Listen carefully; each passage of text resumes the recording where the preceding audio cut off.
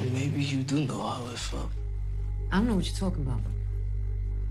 But I don't like the way you're saying it. Scrap mother rolled up on me today.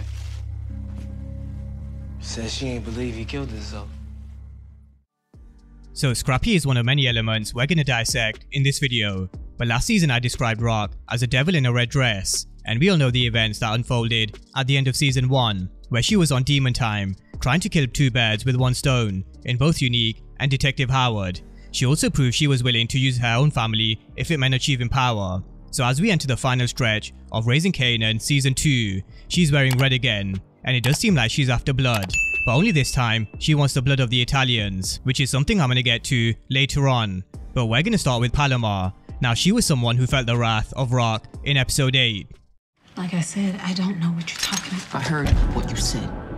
But do you hear what I'm saying? Because next time you see me, I ain't gonna be saying shit. So as Palomar found out, not only do you never come in between Kanan and Rock, never mess with young boys, but something which stuck out for me was how Palomar told Kanan she knew he was Rock's son. So what did she mean? And is there something we don't know about Palomar? Because I don't think her story is over just yet.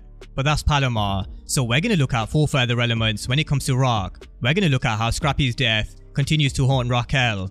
There's her business move with Cartier and the implications, how she intends to make the Italians bleed, as well as her relationship with Kanan and how it leads to Detective Burke being a problem. Now, the move that Rock made in killing Scrappy was definitely premature, and a move which lacked evidence to suggest Scrappy was the real CI, especially considering Scrappy was someone who lost an eye, a kidney, and bled for Rock. But I think we can all understand the thought process behind Rock's move. She warned him to leave the cards alone, which he refused to do.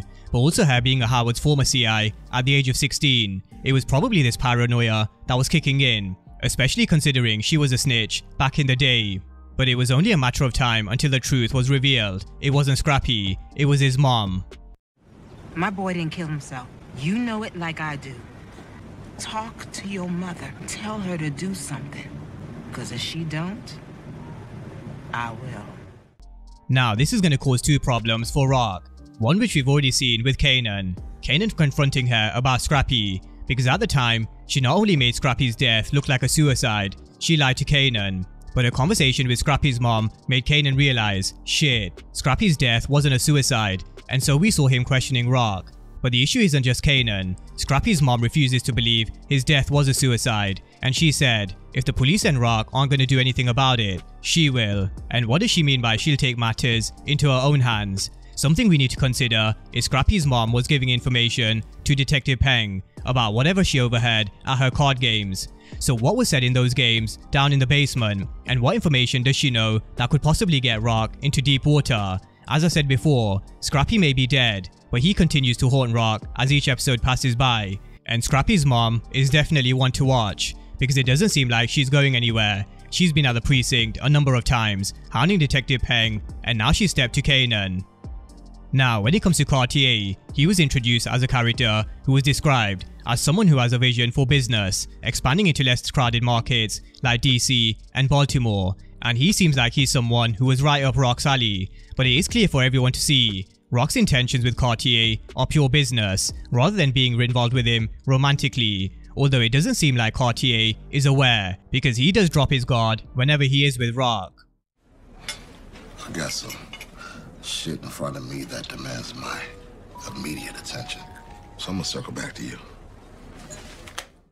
Over time, he's failed to see Rock is just using him as a means to further her own interests. For example, how to clean her cash, and once she got wind of how he was keeping distance between him and the streets with his operations in DC and Baltimore, that's when Rock had a light bulb moment. She wanted to expand ever since the beginning of season 2. But what better way to expand than taking someone's organization that's already set up in those 2 areas? And this is why we saw the approach to Tremont, and why we saw her making the call to get Abraham out of a cell, because if she does Tremont and Abraham a favor, they're gonna owe her one in return, and maybe they'll end up doing business with Rock instead of Cartier. Another question we need to be asking going into episode 9, why does Cartier want to buy into Rock's operation, considering he's making a huge markup with his operation in DC and Baltimore? It tells me that Rock has made some moves, and she's pulling his organization from beneath him. And again, something we need to keep an eye on is Crown's body. How does this complicate things with Lou? And could they frame Cartier, considering he took 25% of Crown's share of Bulletproof Records? Crown's body will definitely cause a consequence. It really is just a matter of who and how. Now, Rock is definitely a lot of things, and it really is difficult to understand her thought process at times, because there are at times where she's threatened to kill Marvin, but then there are times where she's backed Marvin. Your brother's gotta go. Well, my brother, he didn't kill your son. He hired him for a job. Shit went bad. It happens. On the south side, we pay what we owe. And me and my brother, we don't owe you shit.